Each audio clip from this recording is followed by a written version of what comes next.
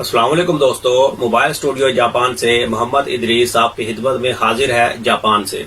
तो दोस्तों आज की वीडियो है जी, ये अरब ममालिक में बंदा काम करता है कितने कितने सालों तक, और यानी कि 10 साल 15 साल तक भी वहां पर काम करें तो उसका आखिर में क्या होता है, यानी कि क्या सहूलियत उसको बाद में मिलती हैं।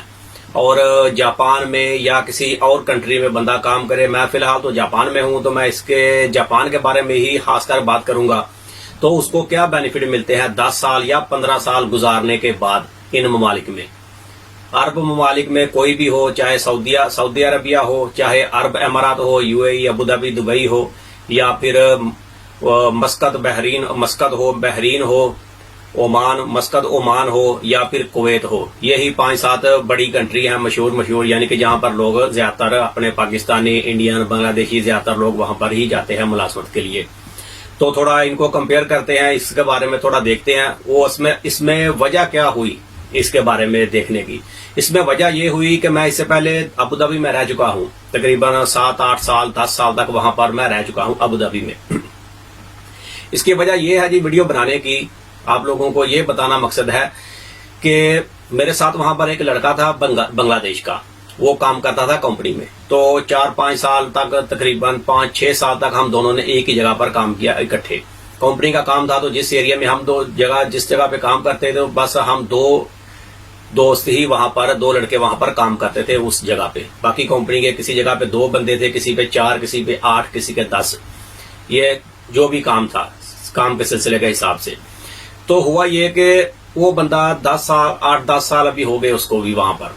तो अब उसको हो गई शुगर, बीमार हो गया, और 1-2 उसका ऑपरेशन भी हो गया। तो अब काम जो था वो काम के लिहाज से, यानी कि थोड़ा जाहिर सी बात है कि एक उम्र का भी तकाजा होता है। 50 साल से ऊपर उसकी एज है, 50-55 साल की, और फिर ऑपरेशन भी 1-2 हो चुका है उसका, और शुगर का मरीज भी है। तो जाहिर सी बात है कि सेहत जो है वो डाउन होती है। तो ये थोड़े दिन पहले मेरा कजन था, उधर भाई है, तो उससे मेरी बात हुई। तो उसने बताया था कि उसको ना अभी फोरमैन जो है या अरबाब है कंपनी का, वो उसको बोल रहा है कि तुम भाई वीजा कैंसिल करो और मुल्क जाओ। तो वो उसको बोल रहा है कि भाई कैंसिल मैं तो नहीं करना चाहता, अभी मेरे को 10 साल हो गए हैं ये कंपनी में काम करते हुए, तो अभी मुझे क्या मिलेगा, कैंसिल करके जाऊंगा तो तुम मुझे फलां जगह पे भेज दो, वहां पर सब लोग मेरे वाकफियत वाले हैं, जानने वाले हैं, तो साथ में कोई एक दूसरा बंदा भेज दो, तो दोनों हम मिलके काम करते रहेंगे, तो वहां से तुमको कंप्लेन नहीं आएगी। लेकिन कंपनी वाले अभी उसको क्या बोलते हैं, नहीं भाई हम अभी तुम बीमार भी रहते हो, और इसके वजह से अब तुम वीजा कैंसिल कराओ और मुल्क जाओ। चलो थोड़े बहुत मैं तुमको पैसे दे देता हूं, को खर्चा वगैरह, तो तुम वापस चले जाओ मुल्क। तो ये मैं बताना चाहता हूं आप लोगों को कि देखें कि 10 साल या 15 साल तक भी वहां पर रहने के बाद अभी आखिर में क्या उसको हासिल हुआ। मैं भी वहां पर हूं, रह चुका हूं 8-10 साल, तो कुछ भी नहीं मिला, यानी कि ये चीजें जो बेनिफिट कुछ मिलना चाहिए। या मेरे भाई लोग भी वहां पर हैं, कजन भी हैं, दोस्त यार दोस्त भी हैं, काफी लोग हैं वहां पर अभी भी रहते हैं, काम करते हैं अबू धाबी में।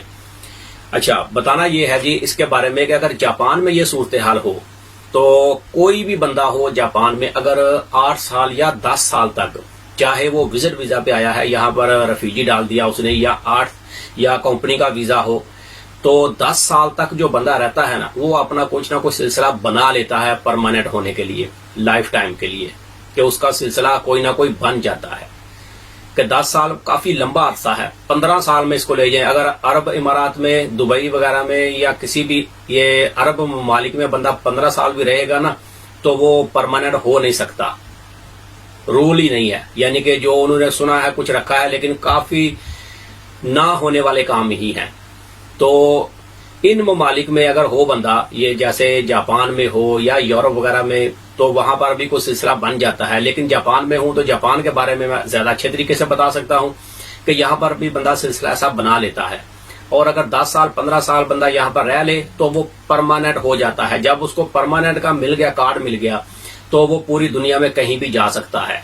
यानी कि वीजा उसको आसानी से, किसी भी जगह का विजिट वीजा पे जाना चाहे घूमने फिरने के लिए, तो आसानी से मिल जाता है, कोई इतना मसला होता नहीं है। अमेरिका और कनाडा समेत यही 2 बड़ी कंट्रियां हैं समझ लें, या यूरोप पूरा है, 25 कंट्रियां हैं उसमें, तो किसी भी जगह पर बंदा आराम से घूमने फिरने के लिए जा सकता है। तो अब वो बंदा इतना साल वहां तक रह चुका है तो उसको कुछ हासिल हुआ नहीं। अभी कंपनी उसको कितने पैसे भी दे देगी। अभी वो बोलते हैं जी तुमको कुछ पैसे देंगे और जाओ।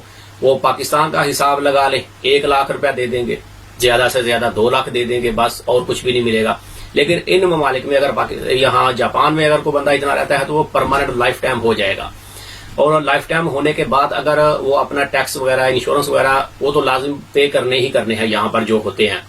तो अगर अल्लाह ना करे यहाँ पर ऐसी सूरत हाल बन जाए, कंपनी में अगर कोई बंदे को समझे चोट ही लग जाए, तो वो भी कंपनी पैसे उसको देगी, उसको सैलरी देगी जी। तो यहाँ पर अगर जापान में बंदे को चोट वगैरह लग जाए और बंदा चाहे समझे कि 1 महीना या 2 महीना या 6 महीने कंपनी में एक्सीडेंट जिसको कहते हैं, कंपनी में कोई हादसा हो जाए, बंदे को चोट लग जाए, चाहे बंदे की गलती हो, तो वो भी कंपनी उसको पैसे देती है। चाहे 1 साल तक वो बंदा काम पर ना आए तो उसको भी तकरीबन आधी सैलरी तो कंपनी देगी। और ये आधी सैलरी का भी मतलब समझिए कि मैं पिछले वीडियोस में दो वीडियो तकरीबन इसके ऊपर बना चुका हूं, और एक तीसरी वीडियो मैंने बनानी है कि जापान में ये बड़ी सैलरी वाली जॉब कौन सी है। तो 2 वीडियो बनाई है, एक रात की ड्यूटी वाली और एक नॉर्मल जो बंदा ड्यूटी करता है उसके बारे में बनाई है। तो उसमें भी मैंने बताया है कि नॉर्मल बंदा कम से कम भी समझिए पाकिस्तान का कम से कम भी 4 से 5 लाख रुपया बंदा कमाता है। ठीक है, 5 से 6 लाख तक भी बंदा जाता है आराम से। तो अब अगर उसको आधी सैलरी भी मिलेगी तो फिर भी सोचिए कि 3 लाख तो उसको फिर भी मिलेगा। और अरब ममालिक में तो आप खुद सोच के देख लें कि वहां पर क्या 3 लाख किसी को सैलरी मिलती है महीने में भी। तो इन यहाँ पर यानी कि ये सहूलियात भी हैं। और उसके अलावा अगर बंदा अल्लाह ना करे जैसे अभी उसकी सूरत हो गई उसकी कि वही वो बिल्कुल ही डिसेबल हो गया कि काम कर ही नहीं सकता, तो लेकिन अगर जापान में ऐसा हो जाए, कोई बंदा डिसेबल हो जाए, वो डॉक्टर वगैरह उसका पूरा चेकअप करके तो एक बुक समझे या एक लेटर उसको दे देते हैं, कार्ड वगैरह उसका बन जाता है कि ये बंदा डिसेबल हो चुका है, ये बंदा अब काम नहीं कर सकता। ठीक है, जब वो लेटर मिल जाता है बंदे को तो फिर जो उसने टैक्स वगैरह दिए होते हैं, पेंशन वगैरह दी होती है, ये पेंशन के बारे में मैं वीडियो बना चुका हूं, वो भी आप देख सकते हैं। तो फिर उसको हर महीने या दूसरे महीने उसको पैसे मिलते हैं गवर्नमेंट की तरफ से। ठीक है, उसको वो पैसे मिलते हैं। और उसका जो ट्रेन का कार्ड है वो भी हाफ कीमत पे बन जाता है। और जैसे हमारा पीटीवी का बिल वगैरह आता है हर महीने, तो यहाँ पर भी एनएच के टीवी है इनका गवर्नमेंट का, तो वो भी उसका फ्री हो जाता है। चाहे किसी भी कंट्री का हो, फ्री करवाना चाहे तो वो फ्री हो जाता है। वहां पर जाके दरखास्त देंगे तो उसी टाइम वो फ्री कर देते हैं। नहीं तो उसका भी 2 महीनों का 3000-4000 बिल आता है हर महीने का, दूसरे 1 महीना छोड़ के दूसरे महीने का। तो यानी कि उसको, और मेडिकल में भी उसको काफी सारी सहूलियत हो जाती है। उसमें उसके तकरीबन समझिए कि ना होने के बराबर पैसे लेते हैं।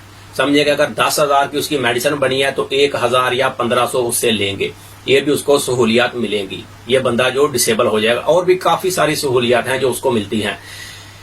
और अगर 10 साल आप खुद सोचिए कि 10 साल 15 साल जो बंदा रहता है वो परमानेंट भी हो जाता है वहां पर, क्योंकि वीजे होते हैं कंपनियों के। तो अब मैं थोड़ा कंपनियों के बारे में बता देता हूं कि वहां पर कितनी सैलरी बंदे को मिलती है।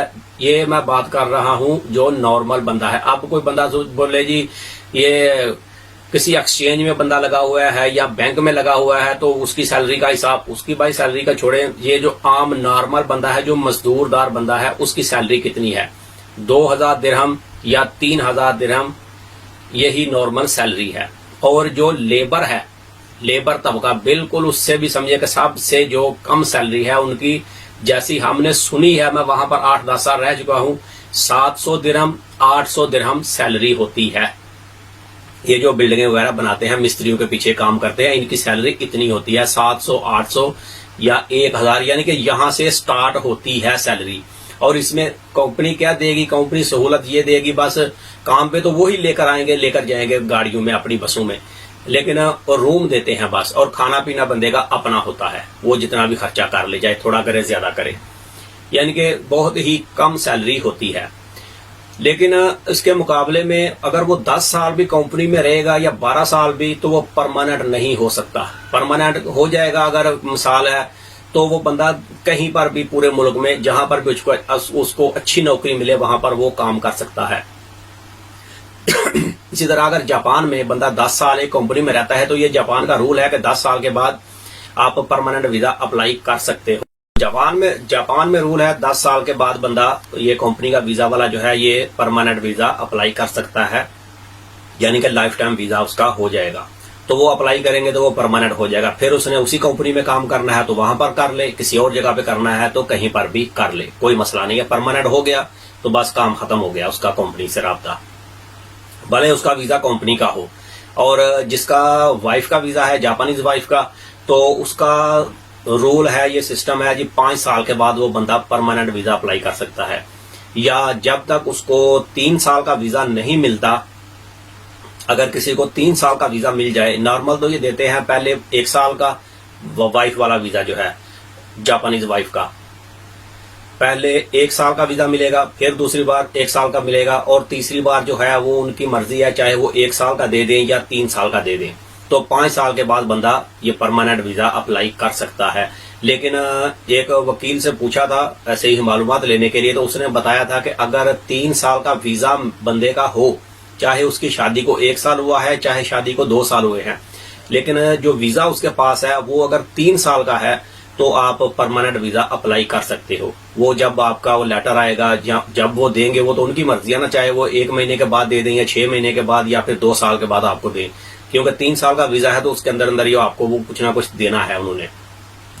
लेकिन अप्लाई जो है वो 3 साल के बाद आप कर सकते हो, अगर 3 साल का वीजा आपका आ जाए तो, चाहे वो 2 साल के बाद आ जाए या 3 साल के बाद, नहीं तो नॉर्मली 5 साल के बाद परमानेंट वीजा मिल जाता है। तो फिर उसके बाद अगर किसी की मिसाल है, मसलन तलाक भी हो जाए, कुछ भी हो जाए, तो उसको कोई इतना मसला नहीं होता कि परमानेंट हो गया, बस वो अभी खुद उसका वीजा उसी के ऊपर है, अब उसके साथ किसी दूसरे का कोई मसला नहीं है।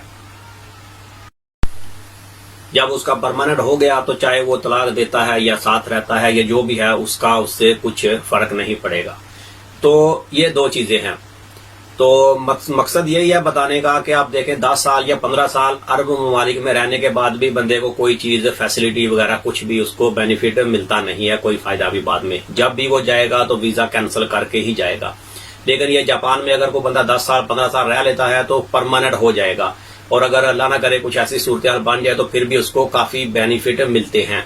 और फिर 5 साल के बाद अगर बंदा को रहता है यहाँ पर, चाहे उसका वाइफ का वीजा हो या कोई भी वीजा हो, 5 साल का पर उसका वीजा होना चाहिए, ये रेफ्यूजी वाले नहीं, चाहे बीवी का, जापानीज बीवी का वाइफ का वीजा हो या किसी परमानेंट वाले का वीजा हो, इस हिसाब से, यानी कि, और या फिर कंपनी का वीजा हो। और अगर उसको जापानीज लिखनी, पढ़नी, बोलनी, समझनी आती हो तो वो पासपोर्ट के लिए भी अप्लाई कर सकता है 5 साल के बाद। जापान का पासपोर्ट 5 साल के बाद अप्लाई कर सकते हैं, लेकिन लिखना, पढ़ना, बोलना आना चाहिए, जो उनकी रिक्वायरमेंट है, ये मेन रिक्वायरमेंट है। बाकी जो है कि आप वेल सेटल हो तो जाहिर है जो बंदा इतने साल से रहता है वो तो अपना सैलरी का यहाँ से सर्टिफिकेट ले सकता है, 1 साल में मैं कितने पैसे कमाता हूँ, तो वो भी काफी होता है, या बैंक के अंदर पैसे जमा करवा के भी बंदा उसका सर्टिफिकेट ले सकता है। ये 2-4 चीजें होती हैं। तो मतलब इसका ये, तो मतलब यही है वीडियो बनाने का, बताने का कि कोशिश करें अगर हो सके तो किसी अरब ममालिक से किसी और कंट्री में निकलने के लिए।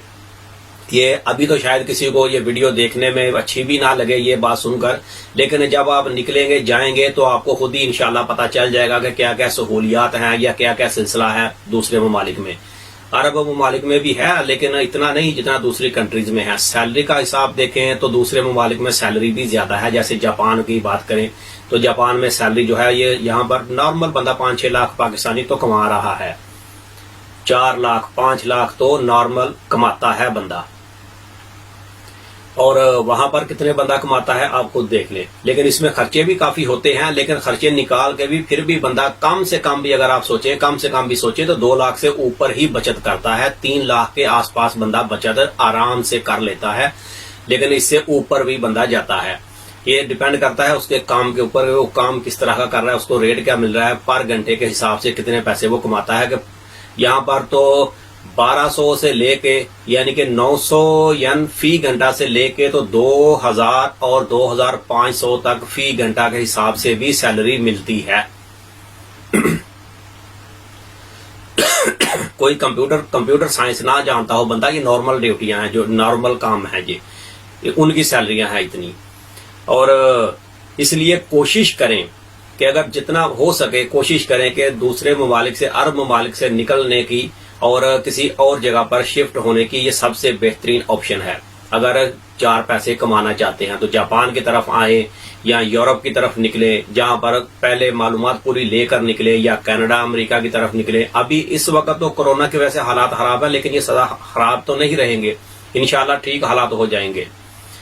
तो बस ये एक छोटा सा पैगाम था जो मुझे एक मालूमात मिली दुबई से, तो सुनकर दुख लगा कि यार इतनी देर से बंदा वहां पर रह रहा है और अब आखिर में कोई सूरत हाल नहीं है, कोई उसका बेनिफिट नहीं है, बस जाओ जी वापस जाओ, बस खत्म। तो मिलते हैं किसी अगले वीडियो में, तब तक अपना बहुत ख्याल रखें। पाकिस्तान जिंदाबाद।